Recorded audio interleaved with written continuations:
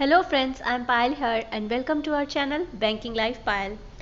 So guys, today I have come up with a new video and the topic of the video is best study timetable for non-working banking aspirants. So guys, today I'm gonna share with you my personal timetable that I used to follow in the beginning when I started my banking exams preparation. So generally I categorize the syllabus in 5 parts: reasoning, maths, English, GK and mock test. We generally have these 4 subjects: reasoning, maths, English and GK. In bank examinations, my timetable not like this that from 9 a.m. to 10 a.m. I have to do this subject, and from 10 a.m. to 12 p.m. I have to do the another subject. Alright, it's not always possible to comply with the timings, okay, exact time. So I just follow this sequence first and try to cover the syllabus in this sequence. Okay, so like I have 24 hours in day. I just follow the sequence that from for this much time I have to do this subject, and for that much time I have to do the another subject. So for GK, first I give 1 hour in preparing my GK notes. I used to prepare my own notes and didn't follow the capsules. In the 1 hour I give to the learning the GK. Okay, 1 hour for preparing the notes and 1 hour for learning the previous GK from the notes. And then I give a mock test, a pre-mock test for bank examination of bank PO or bank clerk, just for practice. So it usually takes me 2 hours for mock test, 1 hour for giving the mock test and 1 hour for analyzing the mock test. I usually analyze the pre-mock test on the same day, and because it is not that much lengthy, okay, not that much time consuming, and that's why I give the pre-mock test. It help me to have a practice of each subject like maths, reasoning and English. So it covers all 3 subjects, that's why I give a pre-mock test. And then for English I give 30 minutes. Guys, I am following this sequence. That doesn't mean that you have to follow the same sequence, okay, it's up to you. Just make sure that you give at least this much time to the subjects. So I give 30 minutes for English section, and in 30 minutes I used to read the English newspaper. And so that was the English GK and mock test. Now come to the maths and reasoning section. So that toppers study for 16 hours a day, 14 hours a day.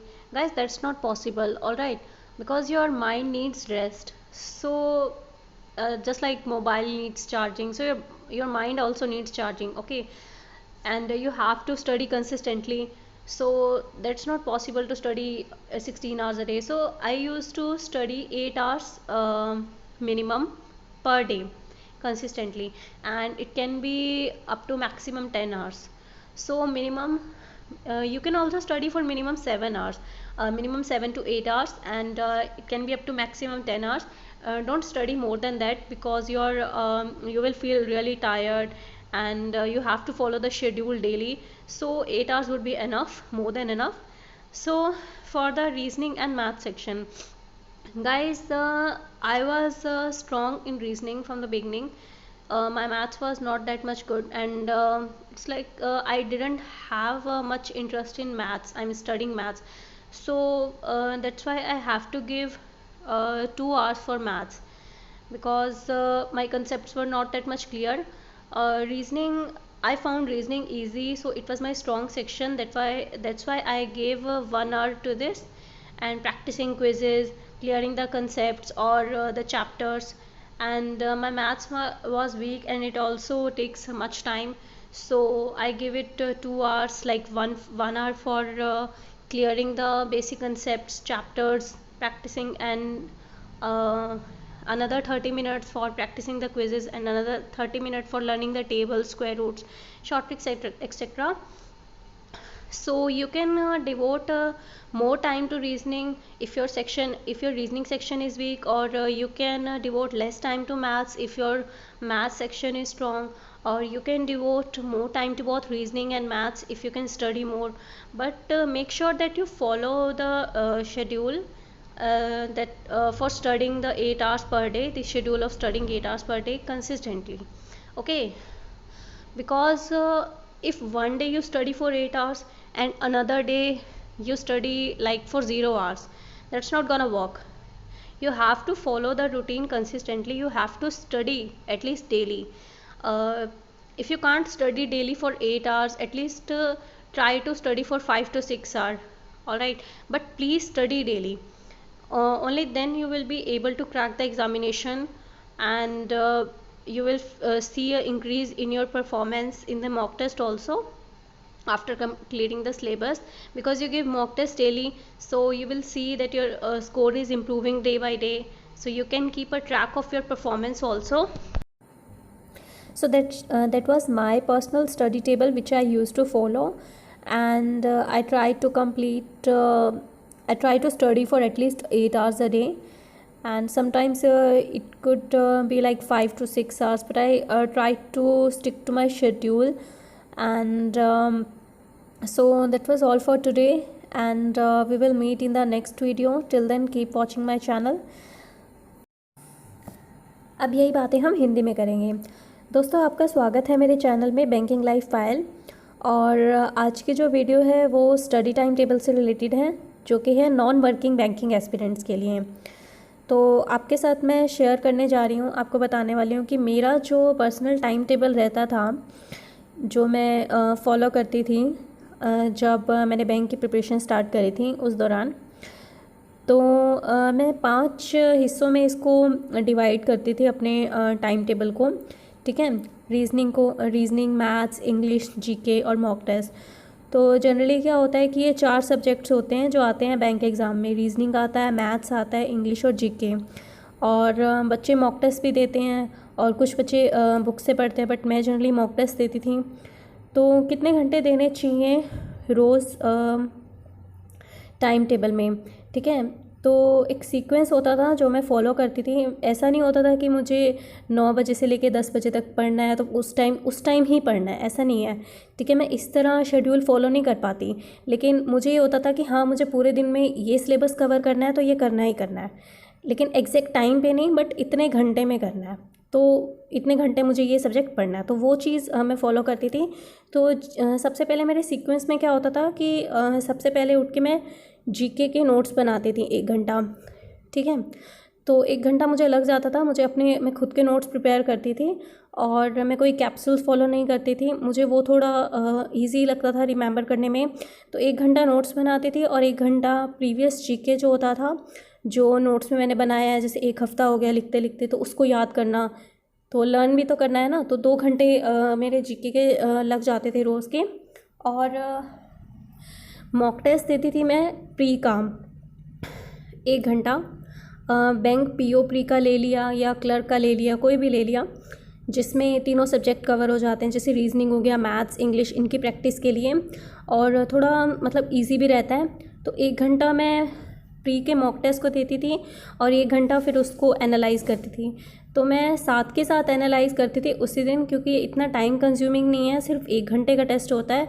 तो total 2 hours मेरे mock test में लग जाते थे, और मेरी practice भी हो जाती थी, और एक एग्ज़ाम का जो फ़ील होता है वो भी मिल जाता है, और आपकी प्रैक्टिस भी हो जाती है, ठीक है। तो इंग्लिश को मैं देती थी 30 मिनट। दोस्तों, ज़रूरी नहीं है कि मैं ये सीक्वेंस फॉलो कर रही हूँ तो आपको भी यही सीक्वेंस फॉलो करना है। वो आपके ऊपर है कि आपको कौन सा सब्जेक्ट अच्छा लगता है, आपको पहले कौन सा पढ़ना है। तो मैं 30 मिनट देती थी, आधा घंटा न्यूज़पेपर रीड करने में, इंग्लिश न्यूज़पेपर। मैंने आपको बताया भी था कि मैं ऐप से न्यूज़पेपर रीड करती थी। तो रीडिंग बहुत ज़रूरी है इंग्लिश के लिए, और बाकी की प्रैक्टिस इंग्लिश की मॉक टेस्ट से तो हो ही जाती थी। तो अब चलते हैं इंग्लिश जीके मॉक टेस्ट हो गया, अब रीजनिंग एंड मैथ सेक्शन पे। दोस्तों, कई बच्चे सोचते हैं कि टॉपर 16 घंटे पढ़ते हैं, 14 घंटे पढ़ते हैं, 15 घंटे पढ़ते हैं एक दिन में। दोस्तों, ये पॉसिबल नहीं है, क्योंकि आपके माइंड को भी ना चार्जिंग की ज़रूरत होती है, जैसे फ़ोन को चार्जिंग की ज़रूरत होती है वरना वो ख़राब हो जाएगा, वैसे ही आपके माइंड को भी।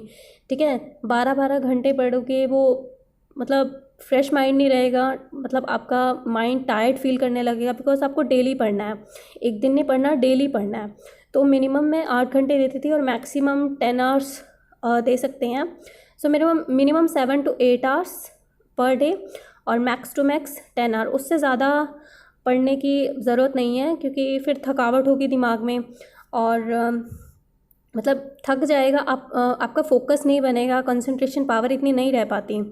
ठीक है, आप भी फ्रस्ट्रेटेड फील करोगे डेली, फिर 12-12 घंटे पढ़ोगे। आप क्या करोगे, आप 2-4 दिन वो शेड्यूल फॉलो करोगे, आप अगले दिन उसको छोड़ दोगे। तो उससे बेटर है कि आप कुछ घंटे पढ़ लो पर डेली पढ़ लो। और रीजनिंग को मैं 1 घंटा देती थी, क्योंकि मेरा ये स्ट्रॉन्ग सेक्शन था और मेरा मैथ्स वीक सेक्शन था, इसलिए मैं उसे थोड़ा ज़्यादा टाइम देती थी। मैथ्स को मैं 2 घंटे देती थी सिलेबस कवर करने के लिए। सो 1 घंटे में रीजनिंग में मैं क्या करती थी कि अपने चैप्टर्स जो हो गया, कोई एक चैप्टर ले लिया और उसकी क्विज़ेस कर ली, तो वो प्रैक्टिस हो गई, कंसेप्ट क्लियर कर लिए। और मैथ्स में 2 घंटे में से 1 घंटा चैप्टर्स कंसेप्ट क्लियर, आधा घंटा क्विज़ेस वगैरह और आधा घंटा शॉर्ट ट्रिक्स याद कर ली, जैसे कि टेबल्स वगैरह क्यूब रूट्स याद कर लिए। तो आपके ऊपर है कि अगर आपका रीजनिंग वीक है तो आप उसको 2 घंटे दे दीजिए, अगर आपका मैथ स्ट्रॉन्ग है तो आप उसको 1 घंटा दे दीजिए। और अगर आपको दोनों को ज़्यादा टाइम दे सकते हैं, ज़्यादा पढ़ सकते हैं, आपका इंटरेस्ट है, तो आप दोनों को ज़्यादा टाइम दे दीजिए। तो रीजनिंग मैथ्स का वो आपके ऊपर है, आप कितना टाइम देना चाहते हैं मैक्सिमम। ये मिनिमम था जो मैंने बताया। तो दोस्तों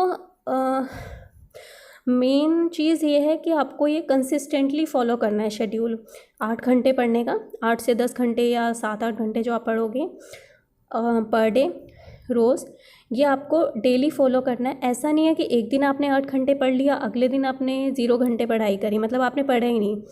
तो ऐसे नहीं चलेगा, आपको डेली शेड्यूल फॉलो करना है। अगर आप रोज़ 8 घंटे नहीं कर पाते तो किसी दिन 8 घंटे कर लिया, किसी दिन 5 से 6 घंटे कर लिया, लेकिन करना ज़रूरी है, डेली पढ़ना है, ताकि जिससे आप अपनी परफॉर्मेंस का एक ट्रैक रख सकें, आप अपने स्कोर में इम्प्रूवमेंट देख सकें। आप मॉक टेस्ट तो डेली देंगे, ठीक है, प्री का अगर मॉक टेस्ट जैसे आप देते हैं अगर मेरी तरह, तो आपको ये पता लगता रहेगा साथ के साथ कि आपकी परफॉर्मेंस डाउन जा रही है या इंक्रीज़ हो रही है या डिक्रीज़ हो रही है, परफॉर्मेंस कैसी जा रही है, नंबर बढ़ रहे हैं नहीं बढ़ रहे, या आप जो गलतियां कर रहे हैं वो आप दोहरा रहे हैं, बार बार गलतियां तो नहीं हो रही। तो आपको वो चीज़ भी पता लगती रहेगी। तो ये मेरा शेड्यूल था, स्टडी टाइम टेबल जो मैं फ़ॉलो करती थी 8 से 10 घंटे के लिए। और तो ये था आज के लिए जो मेरा टाइम टेबल जो मैं फ़ॉलो करती थी। और मिलते हैं अगली वीडियो में कुछ न्यू टॉपिक्स के साथ, और देखते रहिए मेरा चैनल बैंकिंग लाइफ पायल, और पढ़ते रहिए, हार्डवर्क करते रहिए, पढ़ाई मत छोड़िए, लॉकडाउन है फिर भी, ठीक है। तो मिलते हैं अगले वीडियो में, धन्यवाद।